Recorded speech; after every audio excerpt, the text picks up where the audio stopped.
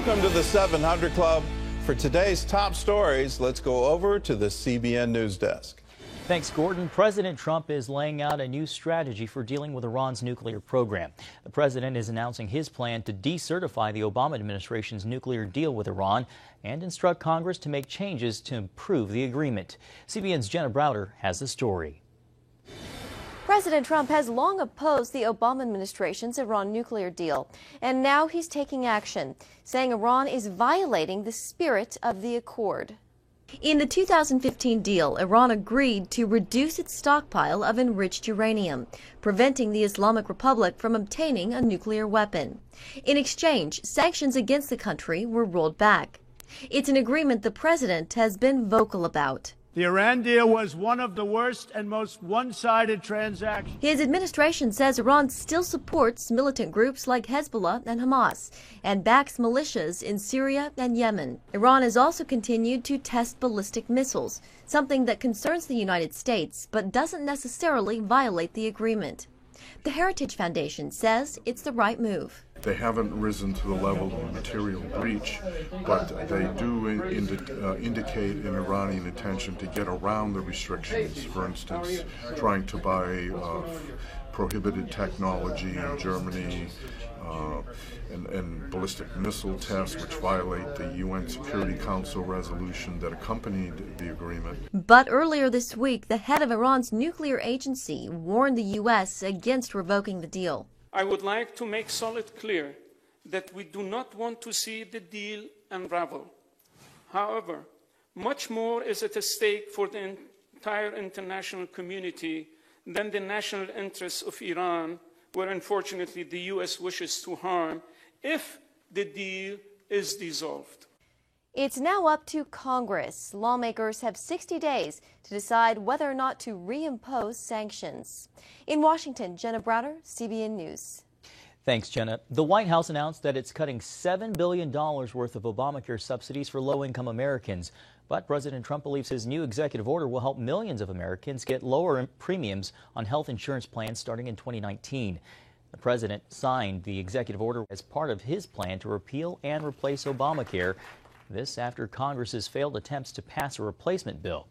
The president's executive order is expected to promote health care choices and competition.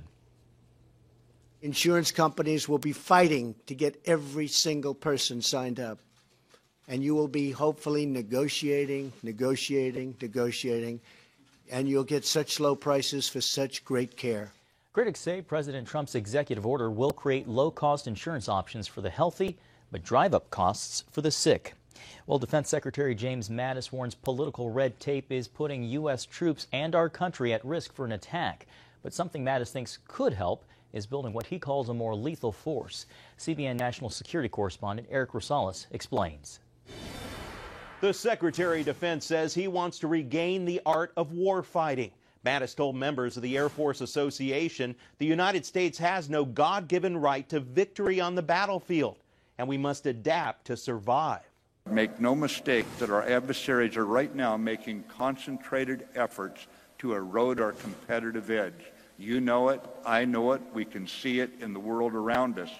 The Secretary said outer space is a perfect example. At one time considered a sanctuary, it's now challenged like any battlefield. The Secretary said the same is true with cyberspace, with attacks taking place across the globe.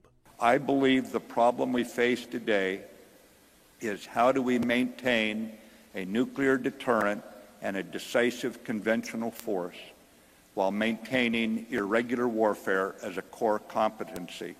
Because the paradox of war is the adversary will always move against your perceived weakness. Mattis says he's convinced a safe, secure, and effective nuclear deterrent is the most critical piece of our nation's defense. In terms of damage to military readiness, Mattis says nothing has done more harm to it than continued resolutions and the lack of a predictable budget from Congress. General John Hyten says right now other countries like North Korea and Iran are spending money, lots of it, on their nuclear missile program. The general says the military saw rapid advancements in the U.S. Industrial Revolution during World War II, but now it's difficult to get things done on time and under budget, particularly because we're afraid to fail. But when you fail, if you do it right, you go fast. And unfortunately, for the United States, our adversaries are doing that right now. They're going really fast, and we are not, and we have to change that. The Department of Defense is poised to spend $400 billion in the next decade to modernize its nuclear arsenal. Some say the Pentagon needs to be realistic. We can reduce that cost significantly by taking a second look at the number of nuclear weapons we need and looking at ways in which to save tens of billions of dollars by trimming or slowing or delaying some of these programs.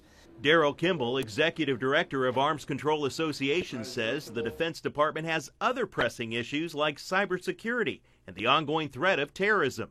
There are a lot of responsibilities that we have. We need to rethink whether we need to maintain a Cold War-sized nuclear force that the Defense Department itself acknowledges is larger than necessary to deter other nuclear-armed actors. The Senate has approved a defense policy bill that authorizes a $700 billion Pentagon budget.